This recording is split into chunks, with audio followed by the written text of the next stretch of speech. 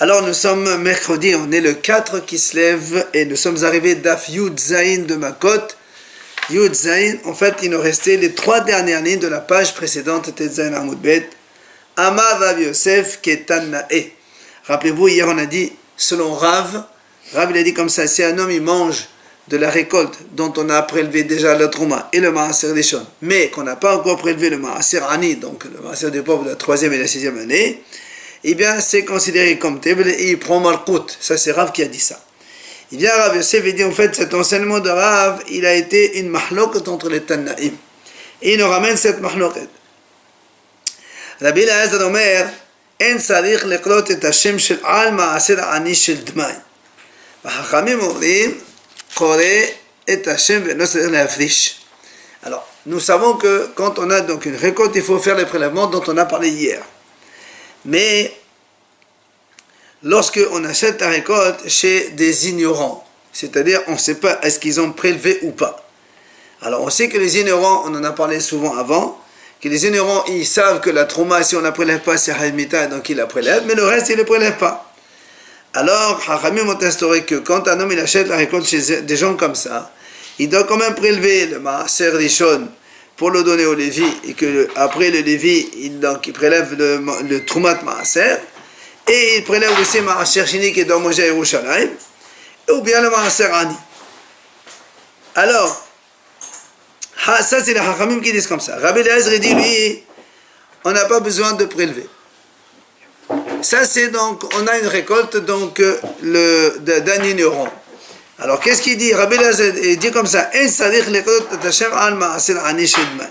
Rabbi Eliezer il dit, tu n'as pas besoin du tout de prélever, ni même de dire par exemple, voilà, le maaser des pauvres, il est dans un petit coin, comme ça à droite ou à gauche. Tu n'as pas besoin. Parce que c'est maaser ani de Dmaï, peut-être qu'il a fait, peut-être qu'il n'a pas fait, et tu n'as même pas besoin de le signaler. Maintenant, Haramim ils disent non. Il doit connaître Hashem. Il doit dire par exemple, ce maaser des pauvres, il est quelque part ici, d'accord? Et après, Eno Sader Hafrish, il va se le manger. Puisque nous on dit que Haramim quand ils ont dit comme ça sur une récolte donc d'un ignorant, on prélève, mais en vérité on se les garde. Le maaser des Shon, on le prend au lieu de le donner au Lévi, parce que le Lévi doit apporter une preuve que le premier, l'ignorant, donc n'a pas encore prélevé. Le Maaser Sheni aussi c'est la même chose, on l'amène à Yerushalayim. Et le Maaser Ani, donc on le garde pour nous. Alors vient le Gemara explique quelle est la raison des deux Hachamim, donc Rabbi Eliezer d'un côté et les Hachamim. Maï, là où Behakam Efalgé, n'est-ce pas que la mahloket entre les deux c'est que Mor Savar Vadaï Tovlo, ou Mor Savar Vadaï No Tovlo. C'est-à-dire que selon les Hachamim qui ont dit, il doit quand même dire le Maaser Ani se trouve ici. Parce que lui, il pense que Vadaï, c'est-à-dire que quand il y a une récolte qui est Vadaï, c'est-à-dire on sait qu'il n'a pas été prélevé, ça c'est Tovlo. Tant qu'on n'a pas prélevé le Maaser Ani, ça devient Tevel, et comme il a dit Rav, que si on ne prélève pas le Maaser Ani, ça sort de manger encore la récolte. C'est parce que les Haramim disent, en cas de Dmaï, si c'est une récolte d'un ignorant, là il doit quand même connaître Hashem, il doit donc dire le nom du Maaser Ani, mais il le laisse là-bas.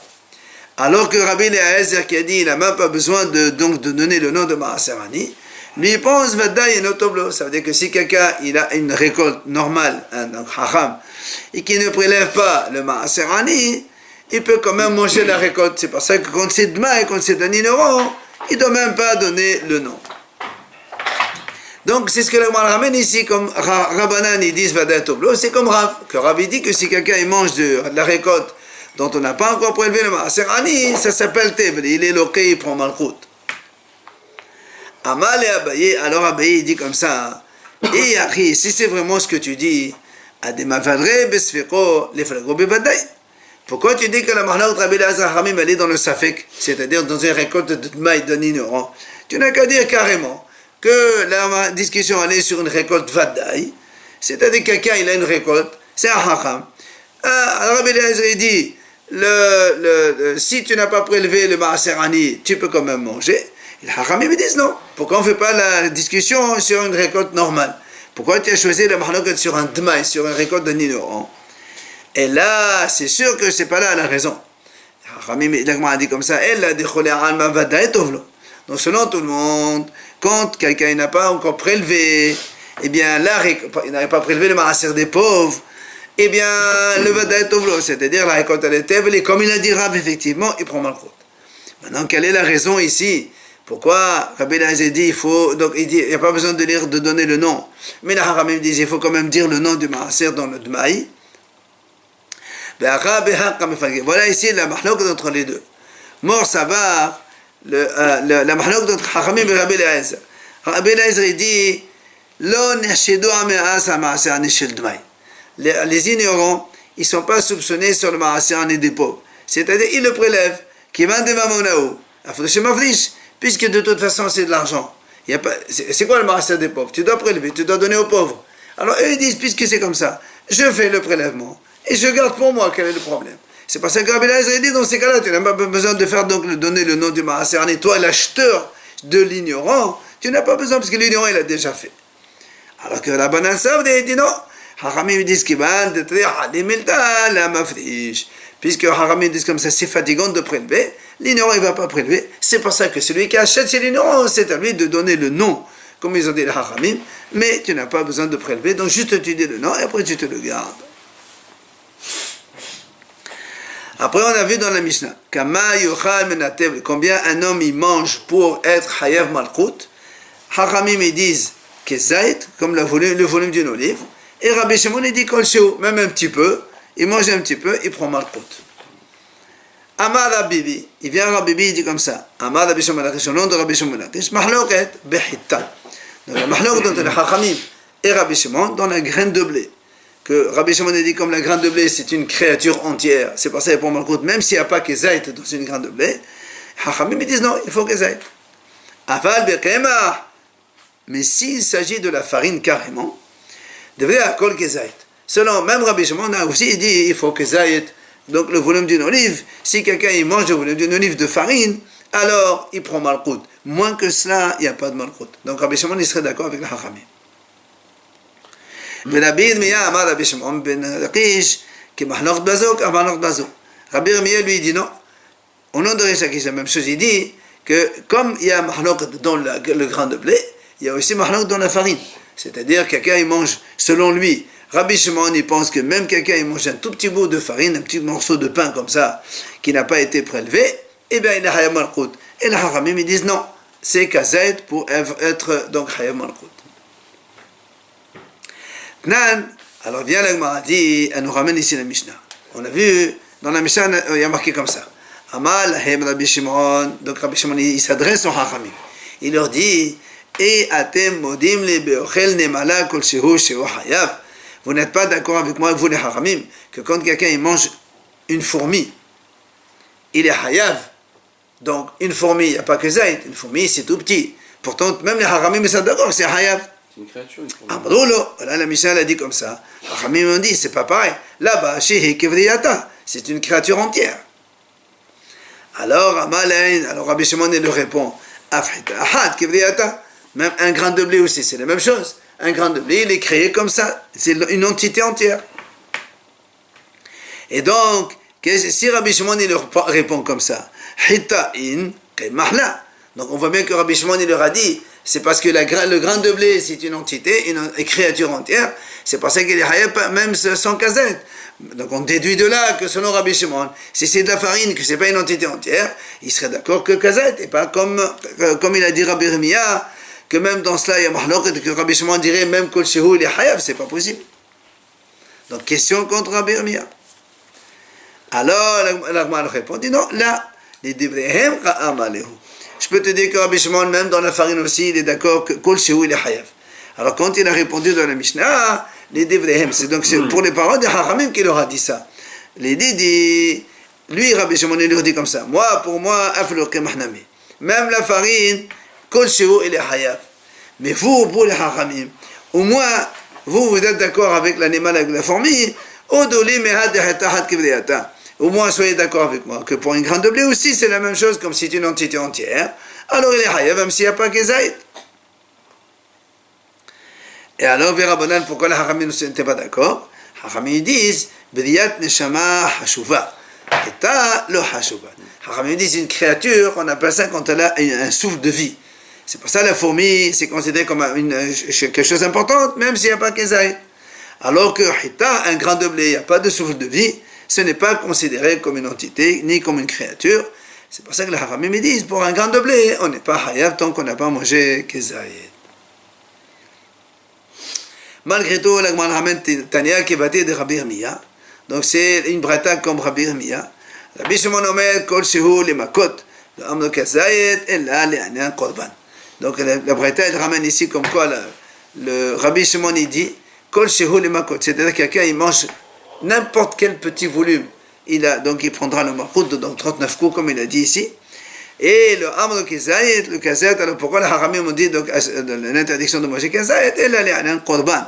Seulement si quelqu'un il a mangé involontairement, il doit apporter un korban. Pour ça, il faut Kezaït Behemet. Mais pour les Malkout, donc, même Kol Shehu, il prend Malkout. Et donc, c'est la Breta qui soutient ce qu'il a dit Rabbi Irmia. Matnitin, la nouvelle Mishnah. Alors, on est en train de lister encore les choses pour lesquelles on est Hayav 39 coups. Ha'ochel bikurim ad shelo kara alehem. Vous savez que la Torah dit dans Parashat Ketavo là-bas, quand un homme amène les bikurim, les prémices au Beth Amikdash, il donne ça au Kohen, il doit lire là-bas un vidouille, Aramé au Vedavi, etc. Alors il dit comme ça, si quelqu'un il mange des bikurim avant que le propriétaire ne lise le vidouille, eh bien le Kohen qui fait ça, il est Hayam Malchut. Il faut qu'il attende que le propriétaire il lise le texte que la Torah dit là-bas. Deuxième situation, si un Kohen il mange des Kodesh Hadashim, donc des sacrifices importants, donc Hatat, Hacham, mais en dehors de la limite de la mur. Donc les Klaim, c'est le pourtour du Mishkan, et dans le Beth Amikdash, c'est la Homa, donc Beth Amikdash. Ou encore, troisième situation, quelqu'un qui mange Kadashim Kalim ou Maaser Sheni, Hutz la Homa. Si quelqu'un mange des Kadashim Kalim, donc les Kadashim légers, par exemple Shlamim, Toda, ou encore le Maaser Sheni, que donc tout cela, on doit les manger à l'intérieur de la muraille de Yerushalayim.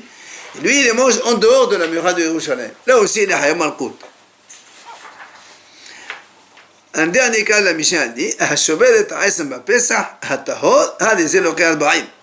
si quelqu'un, c'est marqué dans la Torah, à propos du Korban Pesach, quand on fait l'agneau le soir de Pesach, c'est marqué, vous n'avez pas le droit de casser les os du mouton. Il faut les manger en entier. Il faut manger la viande et laisser les os en entier. Donc il y a marqué l'otish berovo, donc tu ne casses pas. Si quelqu'un il casse l'os d'un korban pessah, alors il a transgressé un commandement négatif. Et là aussi il prend Malkout 39 coups. Voilà donc que les situations de la Mishnah. Maintenant la Mishnah continue à dire Aval, Hamotir Batahor. Celui, rappelez-vous on a dit, donc ça on en a parlé, celui qui laisse un peu de viande du korban pessah au lendemain matin. La Torah dit vous n'avez pas le droit d'en laisser jusqu'au lendemain matin. Mais si on laisse, rappelez-vous, ce qu'on a dit à la Saïd-Lav, il y a un commandement négatif, mais il y a un commandement positif réparateur derrière. C'est pour ça qu'ici il dit celui qui laisse dans un korban tahor, il n'y a pas de malchut puisqu'il peut le réparer. Et la même chose, Hachamim ils disent comme ça, c'est marqué dans la Torah, donc quand un korban Pesach il est bon, donc tahor et on peut le manger, là celui qui casse les os il est Hayam Malkout, mais si un korban Pesach il est tamé on ne peut pas le manger, même si on casse les os c'est pas grave, il n'y a pas 39 coups là-dedans. Enfin, dernière idée qu'on a vue déjà, Hanotel em ala banim. Si quelqu'un, donc à propos du nid d'oiseau, la Torah dit d'abord la Torah dit ne prend pas la mère avec les enfants, donc celui qui prend les deux, d'accord, celui qui prend les deux, Rabbi Yehuda dit il prend 39 coups, et la Torah quand elle a dit renvoie-le, en fait c'est pour dire ne les prends pas, il faut les renvoyer mais ne les prends pas, c'est-à-dire c'est pas un commandement positif qui vient derrière le commandement négatif selon Rabbi Yehuda. Alors quand Hachamim ils disent non, mais Hachamim ils disent pas du tout, c'est un commandement positif derrière un commandement négatif. La Torah dit ne prends pas les deux, et si tu as pris les deux, renvoie la mère et tu as réparé, il n'y a pas de malkout selon les Hachamim. Donc voici la règle, donc la Mishnah conclut כל מצוות לא תעשה, שיש בה קום עשה, אין חייבים עליה. Donc toute mitzvah לא תעשה, donc tout commandement négatif, dans lequel il y a derrière un commandement positif réparateur, il n'y a pas de malchut. Donc comme on vient de voir les exemples, donc après avec le korban Pessah ou encore selon les Hachamim avec le nid d'oiseau. Gmara Amar Rabba Baba Hana Amar Rabbi Yohanan Zo Divrei Rabbi Akiva Stimta'a. Il dit donc Rabba Baba Hana au nom de Rabbi Yohanan, cette Mishnah là, l'auteur c'est Rabbi Akiva. Stimta'a, c'est-à-dire quoi? Stama, Bistam. C'est-à-dire on n'a pas marqué Rabbi Akiva, c'est Stama. Aval Hachamim Omrim Bikorim Hanacha Me'akevet Bahem Qira'a En Me'akevet Bahem. Mais les Hachamim, eux, ils ne sont pas d'accord avec Rabbi Akiva. Hachamim, ils disent que les Bikorim, donc rappelez-vous dans la Mishnah, on a dit celui qui mange Bikorim, sans que le propriétaire ne lise le texte, il prend Malkout. Ça, c'est Rabbi Akiva. Hachamim, ils disent non. La lecture du texte, c'est pas Me'akev. Même si le propriétaire n'a pas lu le texte, c'est pas grave, on ne prend pas Malkout pour ça. Par contre, qu'est-ce qui est Me'akev? Hanacha. Il faut les poser devant le Mizbeach. Si le propriétaire ne l'a pas encore posé devant le Mizbeach, et le Kohen il le mange, là il est Hayab Malkout selon les Hachamim. Viens la Gemara pose une question. Vilima zo devrei Rabbi Shimon Stimta'a. Pourquoi tu ne dis pas cette Mishnah, l'auteur c'est Rabbi Shimon? Parce qu'on va voir donc juste après, justement la Gemara va nous ramener toute une braïta pour montrer que c'est Rabbi Shimon qui dit ça. Alors la Gemara dit Hakamashmana, de Rabbi Akiva que Rabbi Shimon Svilale. On m'a dit en fait c'est pour te dire que Rabbi Akiva lui il pense comme Rabbi Shimon. C'est pas ça on a dit que c'est Rabbi Akiva, mais on sait que c'est Rabbi Shimon aussi. Alors là, la Gemara pose une question. Rabbi Shimon aussi, qu'on a vu que Rabbi Shimon il a dit donc cela. Comme quoi, si un Kohen il mange des bikurim avant que les propriétaires ne lisent le texte, il est Hayab Malkout. Détania, la Bretagne ramène ici l'enseignement de Rabbi Shimon. Alors là, il y a un passouk qu'il faut donc connaître avant de commencer donc l'explication de Rabbi Shimon qui est donc longue et on va le comprendre doucement. La Torah dit comme ça. Il est dans Rashi, le passouk en bas, deuxième grande ligne. Tu ne pourras pas manger bish'arecha, c'est-à-dire donc dans tes demeures, c'est-à-dire dans tes villes en dehors de Yerushalayim. Tu ne peux pas manger. Tu ne peux pas manger donc le maaser sheni, des céréales, le vin et les olives. Et la Torah continue. Tu ne peux pas non plus manger les promener des animaux. Et la Torah continue et tous tes vœux que tu fais. Les korbanot que tu fais. Venez de votecha et tes nedavot, les dons, là aussi c'est les animaux, les korbanot. Ou troma teadecha, et la troma de tes mains. Voilà le passouk. Maintenant on revient à la Gemara. Maï Rabbi Shimon. Donc c'est quoi Rabbi Shimon? C'est quoi l'enseignement de Rabbi Shimon? Détana il dit comme ça. Rabbi Shimon il dit, la Torah quand elle parle ou troma teadecha, c'est quoi le troma? C'est pas la troma, parce que la troma on peut la manger partout en Israël. Alors Elo Bekorim. Il parle des prémices en fait. Alors, Amar Rabbi Shimon, ma basé les lamedenu. Qu'est-ce que ce passage qui vient nous apprendre? Si pour nous dire qu'on n'a pas le droit de manger les prémices en dehors des murailles de Yerushalayim, alors la Gemara a dit, mais ça, on n'a pas besoin de te le dire. Pourquoi? Parce qu'on fait du maaser sheni. Si déjà, au maaser hakal, qui est plus léger, ochlan hutz la homa, si déjà le maaser sheni qui est plus léger que les prémices, on verra dans le mois après pourquoi c'est plus léger.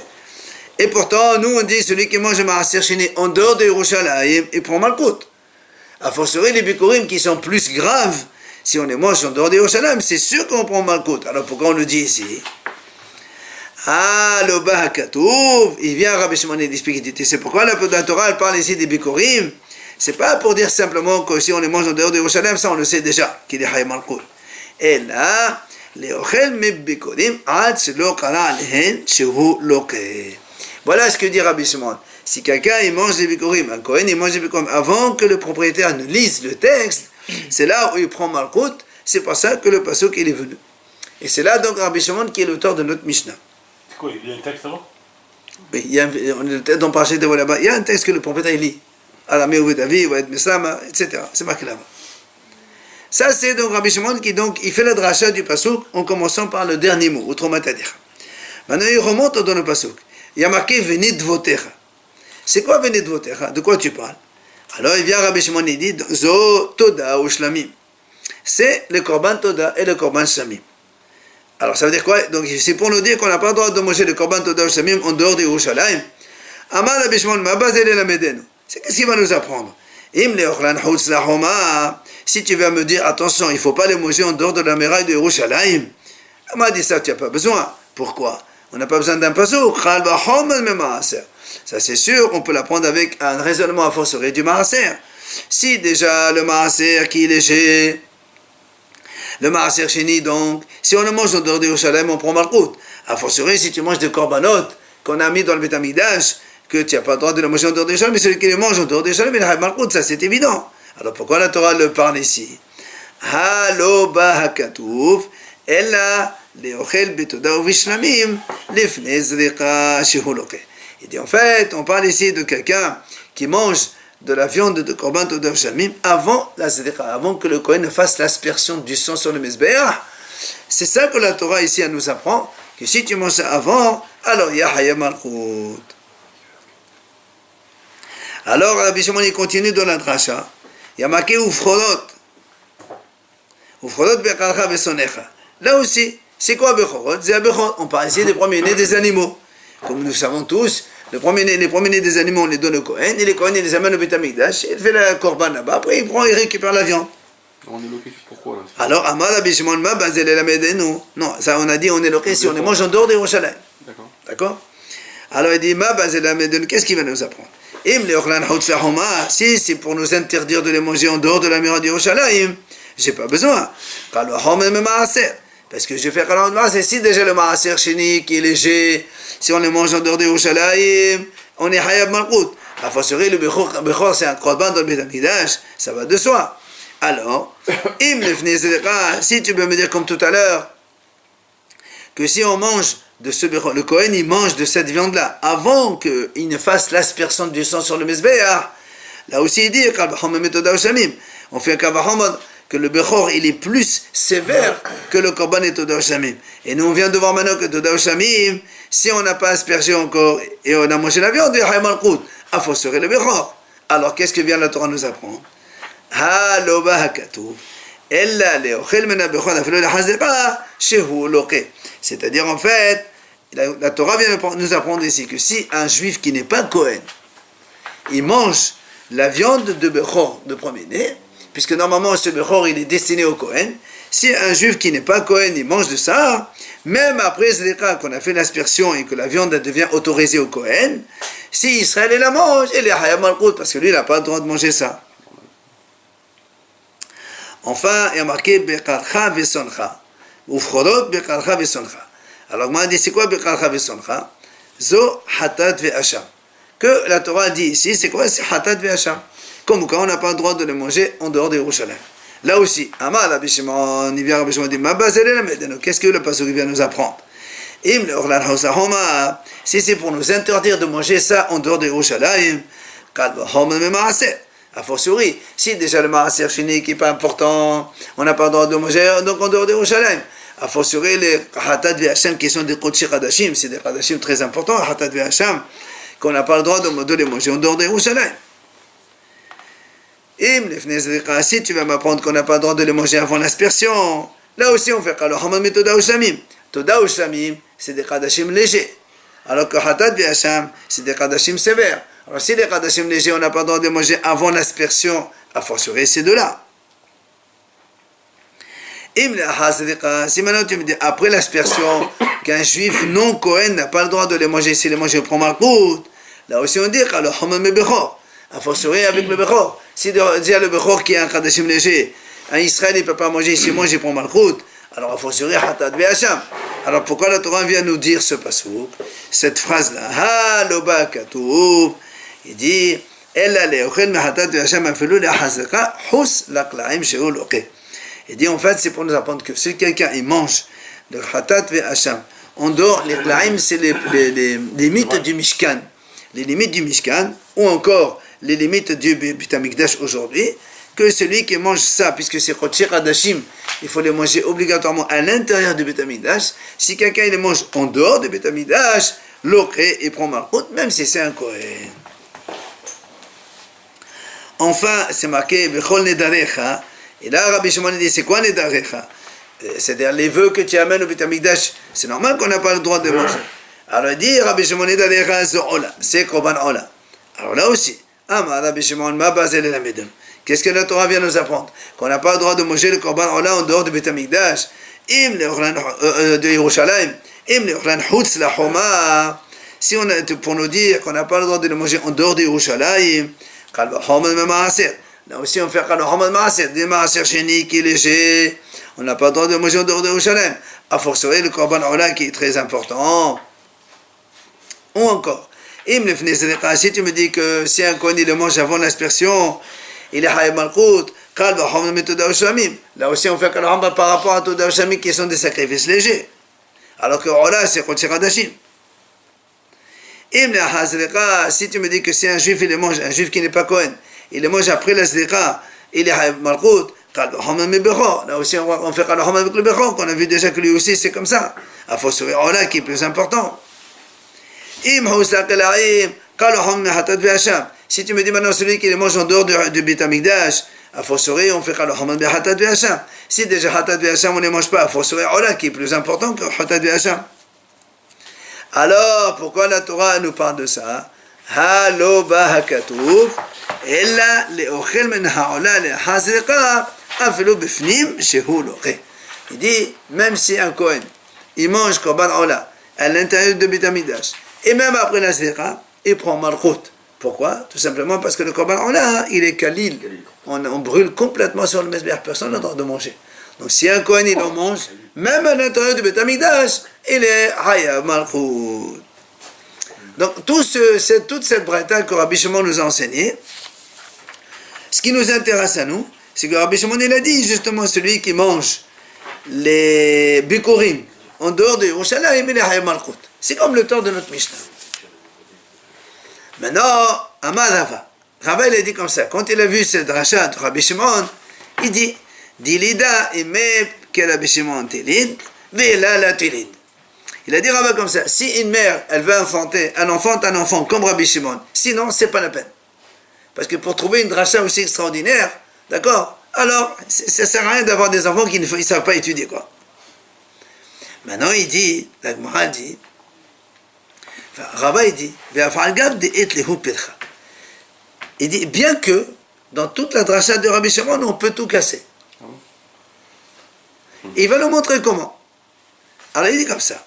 Nous on a dit tout à l'heure, dans le raisonnement selon Rabbi Shimon, il a dit que les Bikurim, c'est plus sévère que le Maaser. C'est comme ça qu'on a fait Kalohaman. Si déjà le Maaser Sheni, a fortiori les Bikurim. Pourquoi les Bikurim? L'Agma dit Maï Hamra des Bikurim Maaser. C'est quoi donc d'après toi les Bikurim ils sont plus sévères que le Maaser? Pourquoi? Tu vas me dire Sheken, Asudim les Alim. Les Bikurim, il n'y a que les Kohanim qui peuvent manger. Alors que le Maaser Sheni, tout le monde peut le manger. Donc ces Bikurim c'est plus Hamour. Alors l'Agma elle objecte, elle enlève ça. Et dit Adraba, au contraire, moi je peux te dire Maaser Hamour. Sheken Asur les Onet. Moi, je peux dire que le Maaser est encore plus sévère que les Bikurim. Pourquoi? Parce que les Bikurim, un Kohen qui est onen, il peut les manger. Alors, onen, c'est qui a perdu son être cher, il n'a pas encore enterré. Alors que le Maaser Sheni, c'est marqué le Achalti Beonim Memenu. Et on n'a pas le droit de manger quand on est onen. Alors, qu'est-ce qui est plus sévère? Le Maaser, c'est plus sévère. Donc, je peux... Très bien. Donc, tu ne peux pas me dire que c'est plus. Alors, c'est pas plus Hamor, c'est équilibré. Il n'y a plus de Kal Homer. Est-ce que le Maaser, on peut... Non, pas le Maaser. Le Bikurim, on peut les racheter comme on rachète. Ah non, on ne rachète pas Bikurim. Donc c'est vrai que ça aussi, ça... Alors, deuxième cas que Rabbi Shimon il a fait Kal Homer. Il a dit on a dit que le Toda Shamim, c'est plus Hamor que le Maaser. Pourquoi? Parce que Sheken, Teronin, Matan, Damim, Ve'emonim, le Rabbi Mesbeh. Évidemment, Toda Shamim, c'est des corbanotes qu'on fait dans le Mesbeh. On asperge le sang, on amène le Helev, la graisse pour le Mesbeh, c'est pour Hachem. Alors que le Maaser Sheni, il n'y a rien du tout. Donc c'est plus sévère le Toda Shamim. Bien, la Gemara dit. Les Bikurim, on amène les fruits au Kohen, il les mange, il n'y a rien à racheter. Et si on ne peut pas les amener? C'est pas, on peut pas les Bikurim, on ne t'amène pas un gros volume. Tu amènes un échantillon de chaque, c'est terminé. Un petit plateau, et après tu fais ce que tu veux. C'est pas comme le Maaser Sheni, tu as des tonnes. Si tu ne peux pas aller à Yerushalayim. Il doit aller, il n'y a pas le choix. Et on va voir quelqu'un d'autre, c'est pas un problème ça. Il fait chaléa. Alors donc on a dit, si tu dis que le Toda Shamim, ils sont plus hamour que le maaser parce qu'on les amène au korban au Mizbeach. La Gemara dit Adraba, maaser hamour, sheken te'onin kesef surah. Quand on veut racheter le maaser sheni, quand quelqu'un il a du maaser sheni en dehors de Yerushalayim, donc le maaser sheni, normalement il faut le manger à Yerushalayim. Si j'ai un gros volume, 300-400 kilos, je ne peux pas les amener. On a dit on les rachète. Or pour acheter, tu ne peux pas mettre des billets, ou tu ne peux pas mettre, par exemple, ça vaut maintenant 300 €. Tu dis voilà, il y a un bracelet qui coûte 300 €, voilà, je fais l'échange, je vends. Ça ne marche pas. Il faut Kesef Tsura, une pièce avec les pièces de l'État de l'époque. Alors que Toda ou Shlamim, les korbanot, s'il y a quelqu'un, il y a un moum, il veut les racheter, il peut les racheter avec n'importe quel argent. Donc tu vois bien que le maaser sheni il est plus hamour, là aussi. Et la Gemara continue. Troisième, quand le hamour que Rabbi Shimon a fait. Et toi tu as dit que le bechor il est plus hamour que Toda ou Shamim. Oui. Pourquoi? C'est qu'il y a de château Melechem. On m'a dit parce que le bechor il est kadosh depuis le ventre de sa mère. Un bechor dès le ventre il est kadosh, alors que Toda ou Shamim c'est des animaux X. Après, toi, tu leur fais la gdusha, tu leur donnes gdusha. Donc le bechor, il est plus sévère. Alors la Gemara dit non, moi je peux te trouver adraba, toda ou shamim, hamorim, sheken te'onin smicha, ou nsachim, ou tovat hazib ashor. La Gemara dit non, moi je peux te trouver aussi des situations dont toda ou shamim, c'est plus hamour que le bechor. Pourquoi? C'est vrai, tous les trois c'est des korbanot. Seulement dans toda ou shamim, il y a des choses qu'on fait dans le korban qu'on ne fait pas dans le bechor. C'est quoi? D'abord, il y a smicha, c'est-à-dire on appuie sur la tête de l'animal, alors que le bechor, on ne fait pas smicha. Ou nsachim, on verse du vin. Dans Toda ou Shamim, il y a du vin. Dans le bechor, il n'y a pas de vin. Ou Tovat Hazib Ashor. Dans les Toda ou Shamim, le Kohen, il prend la poitrine et la patte, il fait un mouvement, donc à droite, gauche, haut et en bas.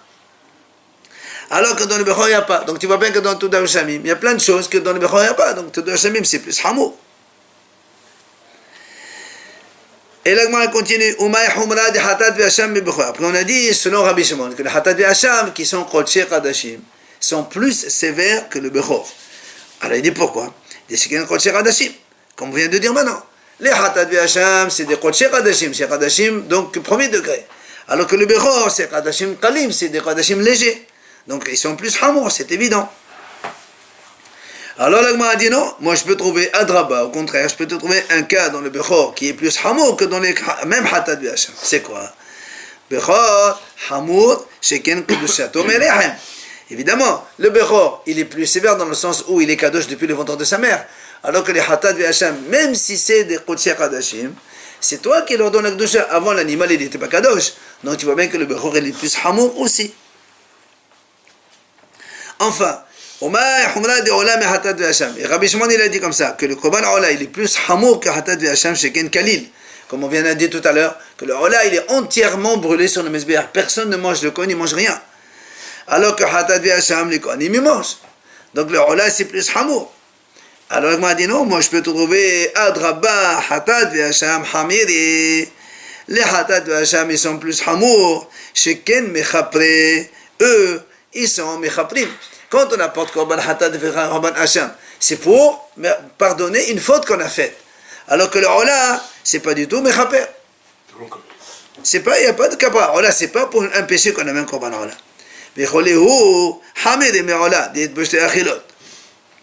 Et l'Agma a dit encore plus, tous les autres Korbanot, ils sont encore plus sévères que le Ola. Pourquoi? Parce que le Ola, qui c'est qui mange? Il n'y a que le Mizbeach qui mange. Alors que les autres Korbanot, il y a le Mizbeach qui mange. Et les Kohanim aussi ils mangent. Tu vois bien que c'est plus important. Donc deux choses qui mangent, donc le Mizbeach et les Kohanim. Le Maaser, alors, est-ce qu'il est plus cadeau? Et non, on vient de dire que non. Enfin, il y a oui, il y a non. Il y a une situation non. Quoi qu'il en soit, Rabbi Shimon a dit que c'est plus Hamour. Et nous, on a montré que c'est pas Hamour. Parce qu'il est cadeau depuis longtemps, le Maaser. Non, c'est nous qui les prélevons. Tant qu'on n'a pas prélevé, il n'est pas de chat. Alors, l'Agma a dit, puisque... Alors, Rava, on pose la question à Rava. Toi, Rava, tu as dit tout à l'heure, si une maman, elle veut enfanter un enfant comme Rabbi Shimon, sinon, c'est pas la peine. Et maintenant, tu viens casser tout le raisonnement de Rabbi Shimon. Alors, c'est quoi ce raisonnement? C'est quoi ton... Tu dis, il vaut mieux avoir un fils comme Rabbi Shimon, sinon, c'est pas la peine. Et tu casses tout le raisonnement, donc tout l'enseignement, il vaut rien. Et la maïd, il est aimé que Rabbi Shimon. Alors pourquoi tu dis, si la maman elle veut enfanter un enfant comme Rabbi Shimon, à quoi ça sert? Viens l'Agma a dit, del maïd de svira lili dede, Il dit en fait, toute la grandeur de Rabbi Shimon, c'est qu'il a fait tout ce raisonnement. Vous voyez dans le passouk, on a dit marqué comme ça. Tu ne peux pas manger dans tes demeures. Donc le ma'aser, comme on a parlé tout à l'heure. Après, il y a marqué les bechorot. Après, il y a marqué nedalecha. Après, il y a marqué nedvotecha. Après, il y a marqué utomatedecha. Si on fait le raisonnement dans ce sens, on commence par bechorot, après bechalcha, après nedalecha, nedvotecha, utomatedecha, il n'y a plus aucun raisonnement qui marche. Le raisonnement de Rabbi Shimon ne marche plus. Toute la subtilité de Rabbi Shimon, c'est qu'il a fait la dracha à l'envers. Il a commencé par utomatedecha, le dernier mot. Il a dit ça, c'est bikurim. Et après, il va, il a dit, c'est la commande de Shamim.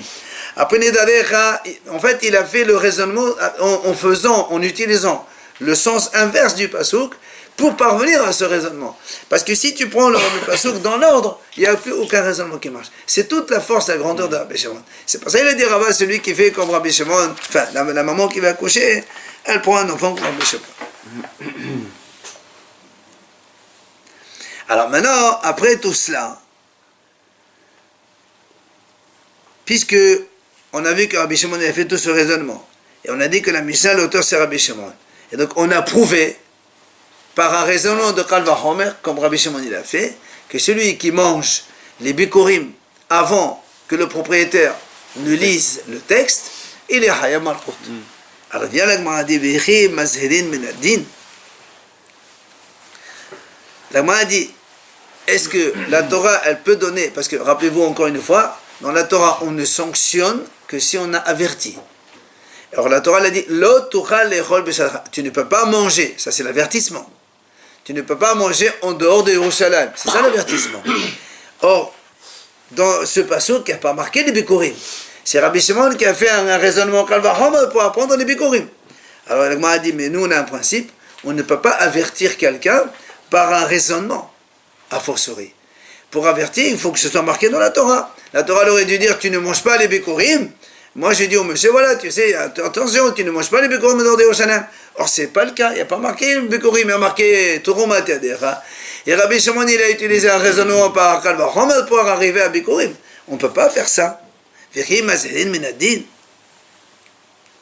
Ah, la Gemara dit, Afelu leman de'amar onshin minadin, in mazhirin minadin. La Gemara dit comme ça, même celui qui dit qu'on a le droit de sanctionner avec un raisonnement de a fortiori, il est quand même d'accord que l'avertissement, on ne peut pas le faire par un argument a fortiori.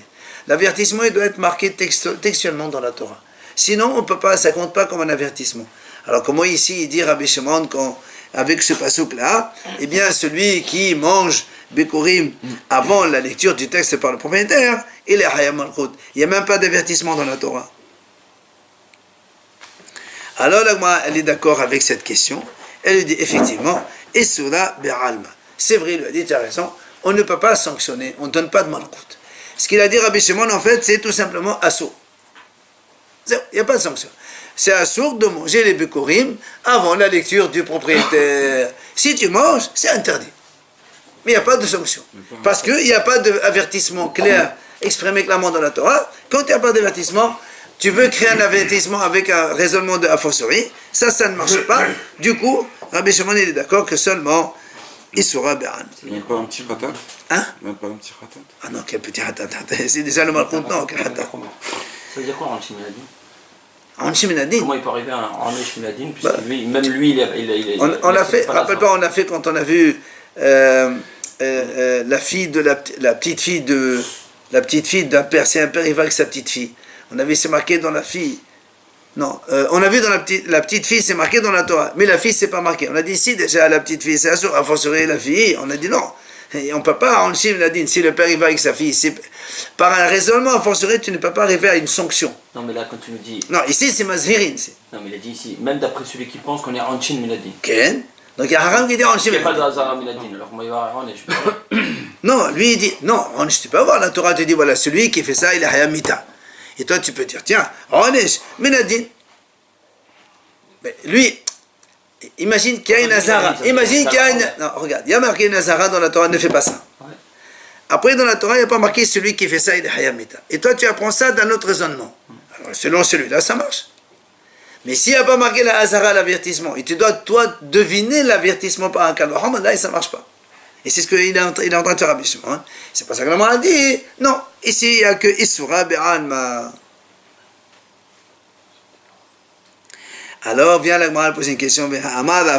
Pourtant, on a vu que Rava il a dit Zal she'achal min ha'ola lifnei zedeka hus lahoma et Rabbi Shimon loqeh hamesh. La Gemara a dit, pourtant, nous on a vu Rava il a dit comme ça. Si un étranger, donc un juif non Kohen, il mange d'un korban ha'ola, il mange lifnei zedeka avant l'aspersion, hus lahoma en dehors de Yerushalayim, selon Rabbi Shimon loqeh hamesh. Il prend 5 fois Malkout. Pourquoi 5 fois? Rashi, il les énumère.